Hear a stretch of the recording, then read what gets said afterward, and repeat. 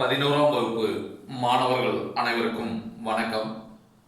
நாம் 11ஆம் வகுப்பு பாடப்பகுதியில் நாம் இன்று முதலில் பார்க்க இருக்கின்ற பாடப்பகுதி காணொளி என்னவென்றால், இலக்கண பகுதியில் பகுபத உறுப்பிலக்கணம் என்ற இலக்கண பகுதியை தான் நாம் பாடப்பகுதியாக பார்க்க இருக்கின்றோம். உங்களுக்கு பாடப்பகுதியாக இயல் 3ல பகுபத உறுப்பிலக்கணம் என்னும் தலைப்பில் ஒரு பாடமே இடம்பெற்றிருக்கின்றன. அதோடு மட்டுமில்லாமல் ஒவ்வொரு செய்யுளுக்கு பின்னாலும் பகுபத உறுப்பிலக்கணங்கள் இருக்கின்றன. மொத்தமாக பகுபத உறுப்பிலக்கணத்தில் எத்தனை வார்த்தைகள் 11ஆம் வகுப்பில் இருக்கின்றதோ அந்த வார்த்தைகளை எப்படி பிரிப்பது, எப்படி எடுத்து எழுதுவது என்கின்ற குறித்த காணொளி தான் இந்த பாடப்பகுதி. சரிங்களா? அப்ப பகுபத உறுப்பிலக்கணம் நாம் பிரித்து அதை எடுத்து எழுதுவதற்கு முன்பு ஒரு சில விஷயங்களை நாம் நினைவில் கொள்ள வேண்டும். அது நினைவில் கொள்க என்கின்ற தலைப்பிலே உன்னுடைய புத்தகத்தில் கொடுக்கப்பட்டிருக்கின்றன. இப்போ அதெல்லாம் என்ன என்பதை தான் நாம் இப்போது பார்க்க இருக்கின்றோம். இது இந்த பகுதிகளில் இருந்து உங்களுக்கு ஒரு மதிப்பெண் வினா கேட்க இடம்பெறும். இது பல்வேறு போட்டித் தேர்வுகளில் கூட இந்த பகுதிகளில் இருந்து ஒரு மதிப்பெண் வினா கேட்கப்படுகின்றன. இப்ப நினைவில் கொள்ள வேண்டிய நம் விஷயங்கள், பகுபத உறுப்பிலக்கணம் வார்த்தைகள் பிரிப்பதற்கு முன்பு நாம் நினைவில் கொள்ள வேண்டிய விஷயங்கள் மொத்தம் 16 தலைப்புகள் உனது புத்தகத்தில் கொடுக்கப்பட்டிருக்கின்றன. என்ன என்பதை பார்ப்போம். இறந்த கால இடைநிலைகள், இது பெரும்பாலும் விகுதிகள், இடைநிலை, இந்த மாதிரி வார்த்தைகள் இடையில் வருகின்ற இந்த இது தெரிந்தால் மட்டும்தான் நம்ம எடுத்து எழுத முடியும். இறந்த கால இடைநிலைகள் அப்படின்னா என்னென்ன அப்படின்னா, இத்து, இட்டு, எரு, இன்னு, இந்த 4 எழுத்துக்கள் வந்தால் அவை இறந்த கால இடைநிலைகள். நிகழ்கால இடைநிலைகள் கிரு, கின்று, ஆன் என்று.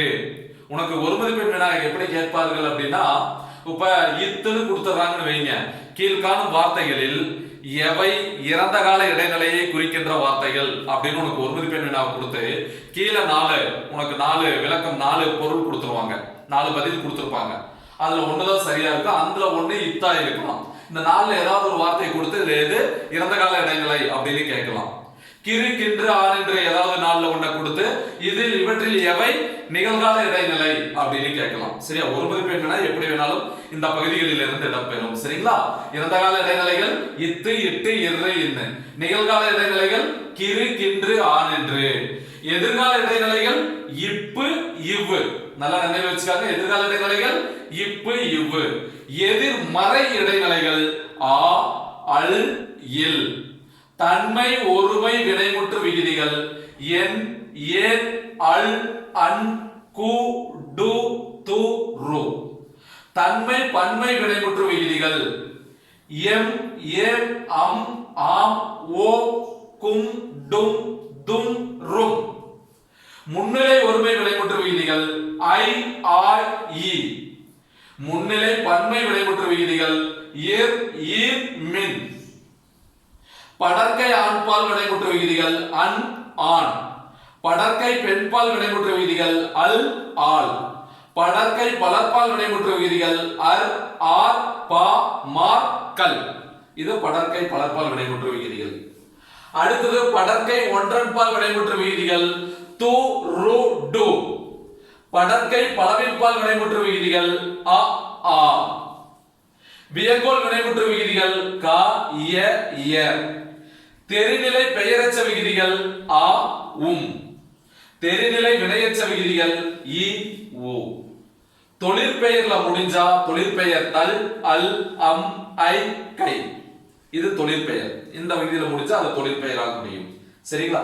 இந்த 16 17ஆவதாக தொழிற்பெயர் சொல்லியிருக்க தல், அல், அம், ஐ, கை. இது நல்ல நினைவில் வைத்துக் கொள்ள வேண்டும். அடுத்தது பகுபத உறுப்பிலக்கணத்துல மொத்தம் 6 உறுப்புகள் இருக்கின்றன. என்னென்ன? பகுதி, விகுதி, இடைநிலை, சந்தி, சாரியை, விகாரம். பகுதி என்பது எப்படி இருக்கும்? விகுதி பெறாத ஏவல் வினை அப்படின்னு சொல்லலாம். ஏவல் கட்டளை சொல் அப்படின்னு சொல்லலாம். பகுதி எப்போதுமே என்னவாக இருக்கும்? கட்டளை சொல். விகுதி பெறாத ஏவல் வினை.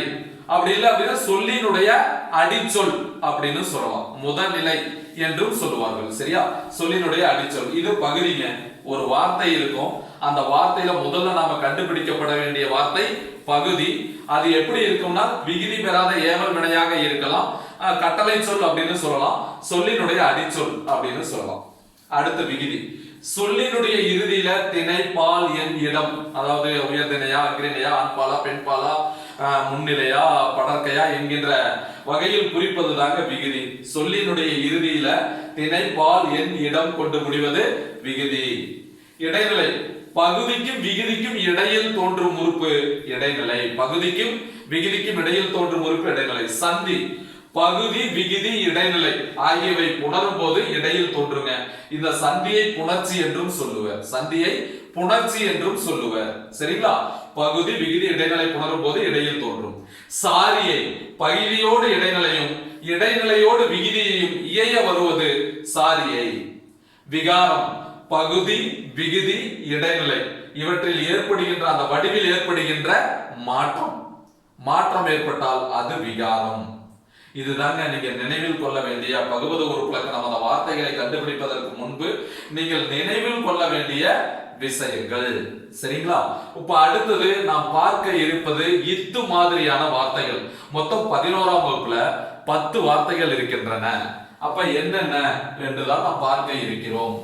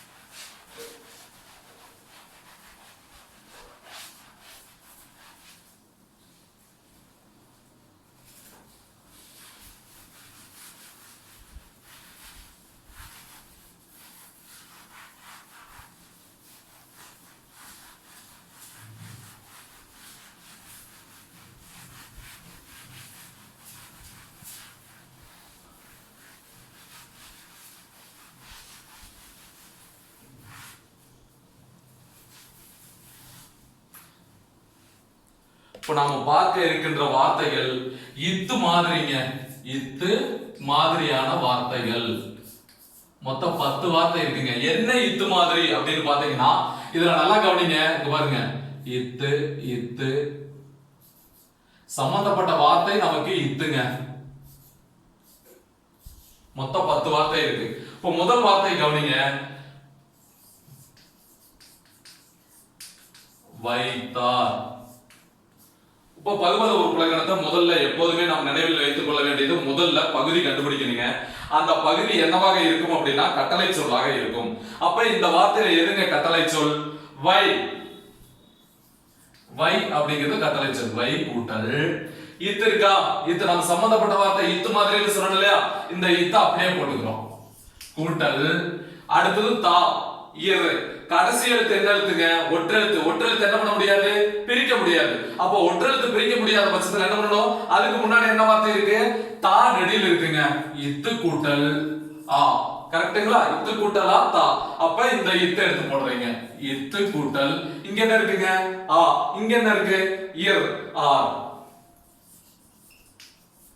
அப்ப ஒவ்வொன்றும் எடுத்து எழுதுங்க. வை இத்து இத்து ஆர் இல்லையா? அப்ப வை என்னது? பகுதி எப்போதுமே. இத்து என்னது? சந்தி. இத்து இத்து இட்டு இரு என்ன? இறந்த கால இடைநிலை. இறந்த கால இடைநிலை. இறந்த கால இடைநிலை. ஆறுல முடிச்சிருக்கு. அண்ணுல முடிச்சா ஆண்பால் வினைமுற்று விகுதி, அல்லுல முடிச்சா பெண்பால் வினைமுற்று விகுதி, ஆறுல முடிச்சா பலர்பால் வினைமுற்று விகுதி. நீ பாருங்க, வைத்தார் இல்லையா? ஆர் பலர்பால் வினைமுற்று விகுதி.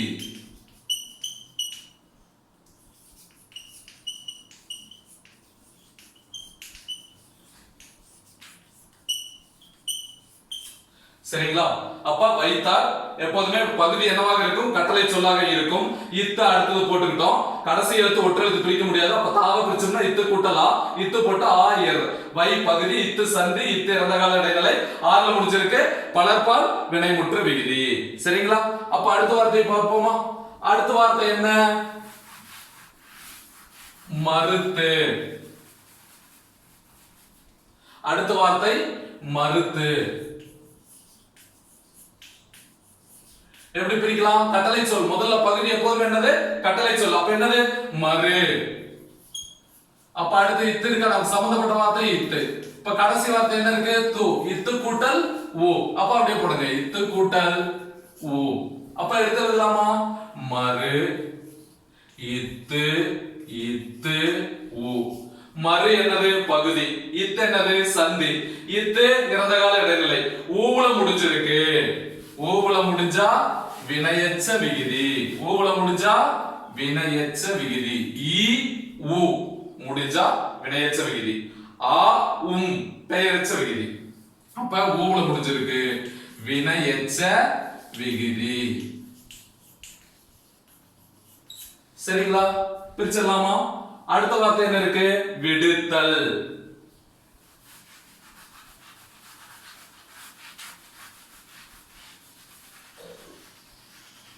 அடுத்த வார்த்தை கவனிங்க. விடுத்தல் மூன்றாவது வார்த்தை.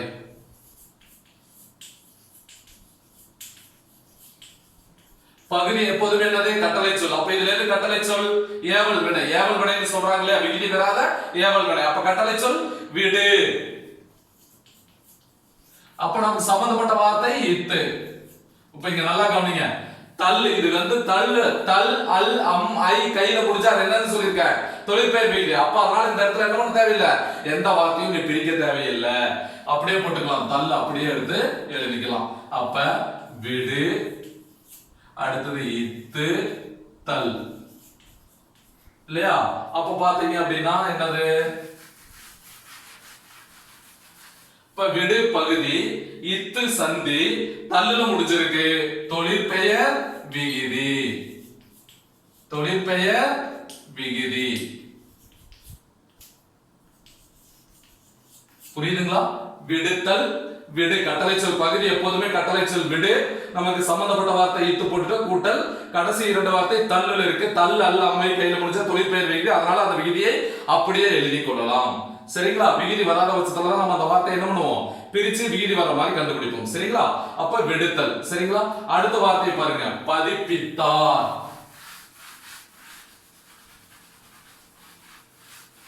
பதிப்பித்தார்.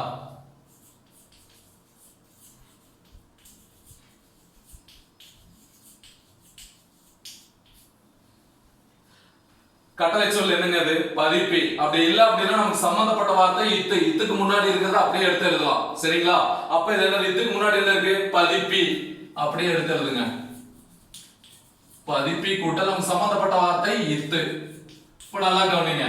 கடைசி எழுத்து ஒற்று எழுத்து பிரிக்க முடியாதுங்க. அப்ப இந்த முன்னாடி வார்த்தை என்ன இருக்கு? தா. இந்த தாவை பிரிச்சோம்னா இத்து கூட்டல் ஆ. அப்ப இத்து. இங்க என்னங்க? ஆ இர் ஆர். சரிங்களா? அப்ப பதிப்பி இத்து இத்து ஆர். அப்போ இப்ப நல்லா கவனிங்க. பதிப்பி எப்போதுமே பகுதி. இத்து சந்தி. இத்து இறந்த கால இடைநிலை. இறந்த கால இடைநிலை. பதிப்பித்தார் எப்ப முடிஞ்சு போச்சு? இறந்த கால இடைநிலை. ஆறுல முடிச்சிருக்கு பலர்பால் வினைமுற்று விகுதி. பலர்பால் வினைமுற்று விகுதி. சரிங்களா? பாருங்க நல்லா கவனிங்க. பதிப்பித்தார், பதிப்பி இல்லையா? பதிப்பி நமக்கு சம்பந்தப்பட்ட வார்த்தை இத்து. உன்னால கட்டளை சொல் கண்டுபிடிக்க முடியல, நமக்கு சம்பந்தப்பட்ட வார்த்தை இத்து மாதிரி தான் பாக்குறோம். இத்துக்கு முன்னாடி இருக்கிற வார்த்தை எடுத்து அப்படியே எழுதலாம். பகுதி அதான் பகுதி. பதிப்பி கூட்டல் இத்து. கடைசி எழுத்து ஒற்று எழுத்து பிரிக்க முடியாது. ஒற்று எழுத்துக்கு முன்னாடி தா இருக்கு, அதை பிரிச்சா இத்து கூட்டல் ஆ. அப்ப இத்து கூட்டல் ஆ இர். பதிப்பித்தார். பதிப்பு பகுதி இத்து சந்தி. இத்து இறந்த கால இடைநிலை. ஆறுல முடிஞ்சிருக்கு பலர்பால் வினைமுற்று விகுதி. சரிங்களா? அடுத்த வார்த்தை கவனிங்க. அழைத்தான்.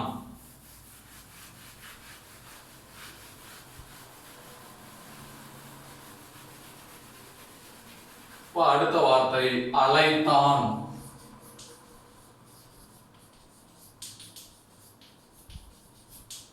இப்ப இதுல எதுங்க கட்டளை சொல்? அலை. இல்லையா? அப்படி கட்டளை சொல் கண்டுபிடிக்க முடியல அப்படின்னா நமக்கு சம்பந்தப்பட்ட வார்த்தை என்ன? இத்து. இத்துக்கு முன்னாடி இருக்கிறது அப்படியே போட்டுக்கலாமா?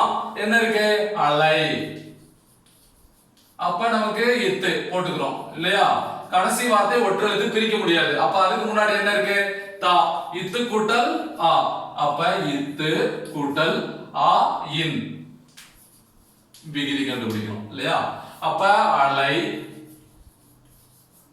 இத்து இத்து ஆன் இல்லையா? அலை பகுதி இத்து சந்தி இத்து இறந்த கால நடை இன் விகுதியில முடிஞ்சிருக்கு. அப்ப இது என்னது? ஆண்பால் வினைமுற்று விகுதி. இங்க இன்னுல முடிஞ்சா ஆண்பால் வினைமுற்று விகுதி, ஆண்ல இல்லல முடிஞ்சா பெண்பால் வினைமுற்று விகுதி, இருல முடிஞ்சா பலர்பால் வினைமுற்று விகுதி. அப்ப ஆண்பால் வினைமுற்று விகுதி. அலைத்தான். அலைத்தவன் வந்து ஒரு ஆண். அலைத்தான். சரிங்களா? இப்ப அலை பகுதி இத்து சந்தி இத்து இறந்த கால இடங்களை ஆண்ல முடிஞ்சிருக்கு. ஆண்பால் வினைமுற்று விகுதி. அடுத்த வார்த்தை கவனிங்க. பறித்தார்.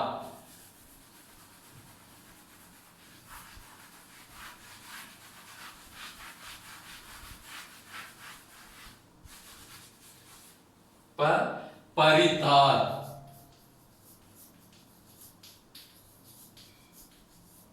இதுல எதுங்க கட்டளை சொல்?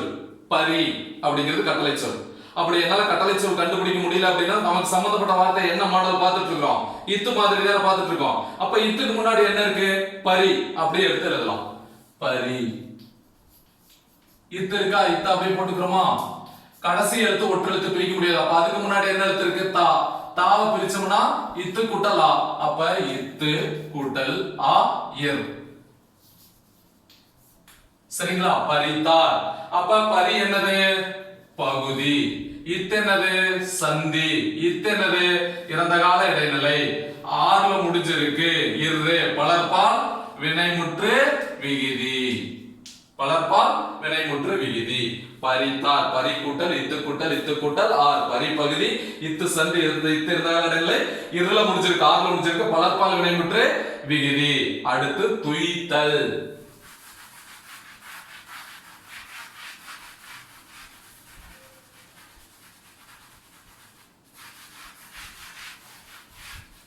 அடுத்த வார்த்தை கவனிங்க. துய்த்தல்.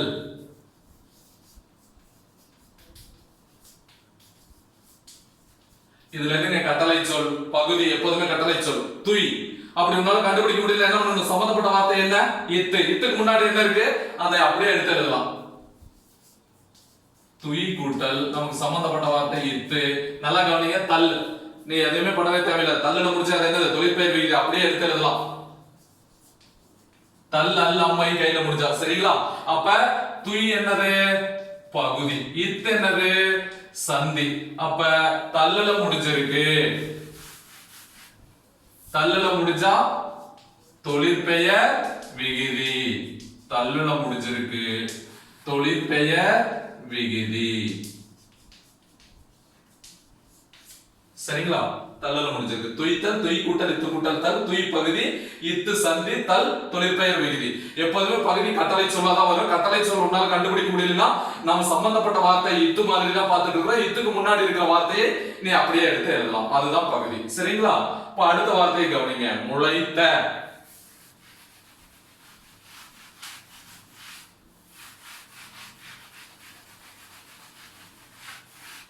அடுத்த வார்த்தை முளைத்த.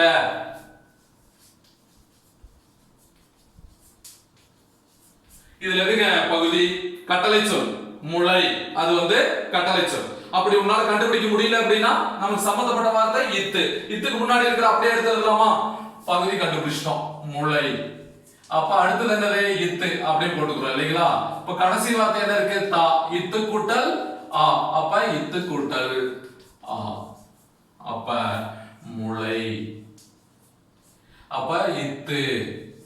அடுத்து இத்து. அடுத்து ஆ. முளை பகுதி இத்து சந்தி இத்து இறந்த கால இடைநிலை இத்து இட்டு இரு இன்னு. இதுல எது வந்தாலும் அது என்னது? இறந்த கால இடைநிலை. ஆவல முடிஞ்சிருக்கு. அப்ப ஆவல முடிஞ்சா பெயரச்ச விகுதி. சரிங்களா? நல்லா நினைவில் வச்சுக்கணும். ஆவல முடிஞ்சா பெயரச்ச விகுதி. சரிங்களா? முளைத்த முளை பகுதி இத்து சந்தி இத்து இறந்த கால இடைநிலை ஆவல முடிஞ்சிருக்கு. அது பெயரச்ச விகுதி. அடுத்த வார்த்தையை கவனிங்க. விடுத்தனை.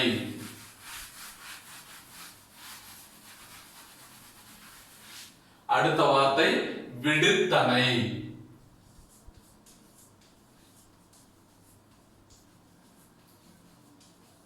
விடுத்தனை. இப்ப நல்லா கவனிங்க. விடுத்தனை நமக்கு பகுதி என்னவா இருக்குன்னு சொல்லியிருக்கேன், கட்டளை சொல்லாக இருக்கும். அப்ப இது இந்த வார்த்தையில எது கட்டளை சொல்? விடு அப்படிங்கிறது கட்டளை சொல். கட்டளை சொல் கண்டுபிடிக்க முடியாத பட்சத்தில் நாம பார்க்கிற மாதிரி மாடல் வார்த்தை என்னது? இத்து. சம்பந்தப்பட்ட வார்த்தை இத்து. இத்துக்கு முன்னாடி என்ன இருக்கோ அதை அப்படியே எடுத்து எழுதிடலாம். அப்ப என்ன இருக்கு? விடு. நமக்கு சம்பந்தப்பட்ட வார்த்தை இத்து எடுத்து எழுதிக்கிறோம். இப்ப நல்லா கவனிக்கணும். தனை இதுல எதுலயுமே விகுதி கிடையாதுங்க. நாம விகுதி வர மாதிரி பிரிக்கணும் இல்லையா? இப்ப நல்லா கவனிங்க. இந்த தாவ பிரிச்சோம்னா இத்து கூட்டல் ஆ. சரிங்களா? அப்ப இங்க ஒரு இத்து வந்துருச்சு. இங்க என்ன இருக்கு? மீதி ஆ இருக்கு. இங்க கடைசி எழுத்து என்ன இருக்கு? நை. நை பிரிச்சோம்னா இன் கூட்டல் ஐ. நைய பிரிச்சோம்னா இன் கூட்டல் ஐ. அப்ப இங்க ஒரு ஆ மீதி இருக்கு. அப்ப இங்க இன்னு அன். கடைசியில் என்ன இருக்கு? ஐ. இதுதாங்க விடுத்தனை பிரிக்கின்ற முறை. நல்லா கவனிங்க. விடுத்தனை எப்பொழுதுமே பகுதி என்னவாக இருக்கும்? கட்டளை சொல்லாக இருக்கும். விகுதி பெறாத ஏவல் வினை. சரிங்களா? சரி. அப்ப உன்னால கட்டளை சொல் விடு அப்படிங்கிறது கட்டளை சொல். அப்படி உன்னால கட்டளை சொல் கண்டுபிடிக்க முடியாத பட்சத்துல எதை நான் எடுத்துக்கணும்னு இருக்கிறேன்? நாம் சம்பந்தப்பட்ட மாதிரி என்ன பார்த்துட்டு இருக்கிற வார்த்தை இத்து. இத்துக்கு முன்னாடி என்ன வார்த்தை இருக்கோ அதை அப்படியே எடுத்து எழுதலாங்க. அது பகுதிங்க. அப்ப என்ன பாருங்க, வித்துக்கு முன்னாடி என்ன இருக்கு? விடு போட்டாச்சுங்க. அடுத்து இத்து சம்பந்தப்பட்ட வார்த்தை போட்டாச்சுங்க. அடுத்தது பாருங்க தனை. எதுலையுமே விகுதி இல்ல. விகுதி வர மாதிரி நாம தான் பிரிக்கணும். அப்ப இந்த தாவ பிரிச்சோம்னா இத்து கூட்டல் ஆ. இத்து போட்டாச்சு கூட்டல். இங்க ஆ மீதி இருக்குது. இந்த நைய பிரிச்சோம்னா இன் கூட்டல் ஐ. நை இல்லையா? ஆ இன் அன் கூட்டல் ஐ போட்டாச்சுங்களா? இப்ப எடுத்து எழுதுறோம். விடு இத்து இத்து அன் ஐ.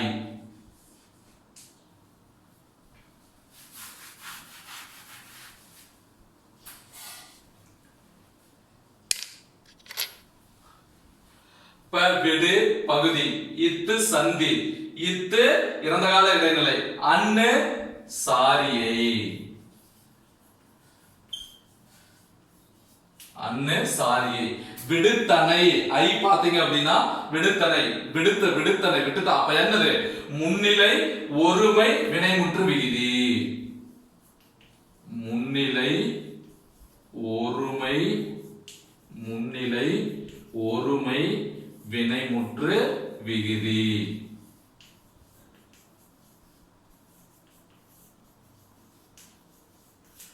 பாருங்க, விடுத்தனை எப்போதுமே நமக்கு பகுதி கட்டளை சொல்லாக இருக்குங்க. விடு கட்டளை சொல் கண்டுபிடிக்க முடியாத பட்சத்துல சம்பந்தப்பட்ட வார்த்தை நம்ம பாக்குறது இத்து. இத்துக்கு முன்னாடி இருக்கிற வார்த்தையை அப்படியே எடுத்து எழுதிடலாம். விடு இத்து. அது அடுத்தது தாவ பிரிச்சோம்னா இத்து கூட்டல் ஆ. இன்னொரு இத்து வந்துருச்சு. அப்ப இங்க ஆ. நைய பிரிச்சோம்னா இன்னு கூட்டலை ஆ இன் கூட்டல் ஐ. சரிங்களா? விடு பகுதி. இத்து சந்தி. இத்து இறந்த கால இடைநிலை. அன் சாரியை. ஐ முன்னிலை விடுத்தனை. அப்ப யாரும் முன்னாடி நின்னுட்டு விடுறாங்க இல்லையா? அப்ப ஐ முன்னிலை ஒருமை வினைமுற்று விகுதி. சரிங்களா? இப்ப அடுத்த வார்த்தை கவனிங்க. 10வது அளித்தேன்.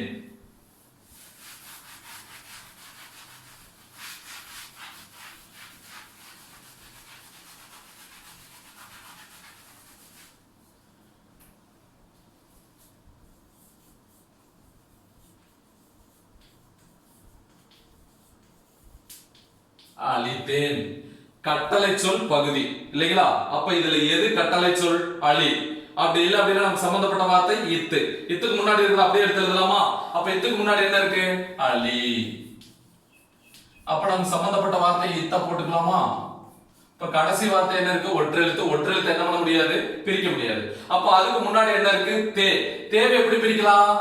இத்து கூட்டல் ஏ. இத்து கூட்டல் ஏ தே. ஏ தே.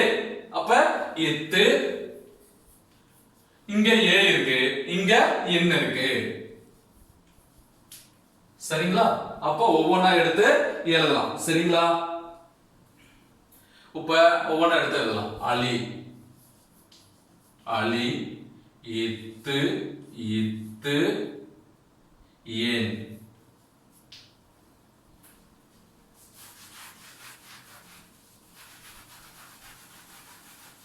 பலி என்னங்க? பகுதி. இத்து சந்தி. இத்து இறந்த கால இடைநிலை. ஏன் தன்மை ஒருமை வினைமுற்று விகுதி. அளித்தேன் யாரோ ஒருத்தர் கொடுத்திருக்கான். தன்மை ஒருமை ஒருவன். தன்மை ஒருமை வினைமுற்று விகுதி. அளித்தேன் தன்மை ஒருமை வினைமுற்று விகுதி. தன்மை ஒருமை வினைமுற்று விகுதி. வினைமுற்று விகுதி. தன்மை ஒருமை வினைமுற்று விகுதிங்க. அளித்தேன் எப்பொழுதுமே பகுதி என்னவாக இருக்கும்? கட்டளை சொல்லாக இருக்கும். கட்டளை சொல் அதுல எது? அலி. கட்டளை சொல் கண்டுபிடிக்க முடியாத பட்சத்துல நம்ம பார்க்கின்ற மாதிரி இத்து மாதிரி இல்லையா? அப்ப இத்துக்கு இத்துதான் நமக்கு சம்பந்தப்பட்ட வார்த்தை. இத்துக்கு முன்னாடி என்ன வார்த்தை இருக்கோ அதை அப்படியே எடுத்து எழுதிருங்க. அப்ப இத்துக்கு முன்னாடி என்ன இருக்கு? அலி. அலி கூட்டல் இத்து கூட்டல் கடைசி எழுத்து ஒற்றெழுத்து பிரிக்க முடியாது. அப்ப ஒற்றெழுத்துக்கு முன்னாடி என்ன இருக்கு? தே. தேவை பிரிச்சோம்னா இத்து கூட்டல் ஏ. அப்ப இத்து ஏ இன் ஏன். சரிங்களா? அலி பகுதி, இத்து சந்தி, இத்து இறந்த கால இடைநிலை, ஏன்ல முடிஞ்சிருக்கு. தன்மை ஒருமை வினைமுற்று விகுதி. மொத்தம் இந்த மாதிரில 10 வார்த்தைகள் இருக்கிறதுங்க. மொத்தம் 10 வார்த்தைகள் இருக்கின்றன. இந்த 10 வார்த்தைகளிலிருந்து கட்டாயம் இதுவரை நம்ம பார்த்த 10 வார்த்தைகளிலிருந்து கட்டாயம் ஏதாவது ஒரு வினா கட்டாயம் இடம்பெறும் தேர்வுல. சரிங்களா? அப்ப நீங்க தேர்வுக்கு தயாராகிட்டு மிக எளிமையான பகுதி. புரிந்து கொண்டால் எந்த வார்த்தை கொடுத்தாலும் நாம் பிரித்து விடலாம். சரிங்களா? நோட்டு போட்டுக்கணும். இந்த பகுபத 11ஆம் வகுப்பு பகுபத உறுப்பிலக்கணம் கோடு போட்ட நோட்டு போட்டுக்கணும். பகுபத உறுப்பிலக்கணம் என எழுதி நான் அந்த 10 வார்த்தை பார்த்திருக்கிறோம் இல்லையா, அதை எழுதி வைத்துக்கணும். எனக்கு எழுதி நீங்க என்னுடைய வாட்ஸ்அப் நம்பருக்கு அனுப்பணும். சரிங்களா? ரொம்ப நன்றிங்க.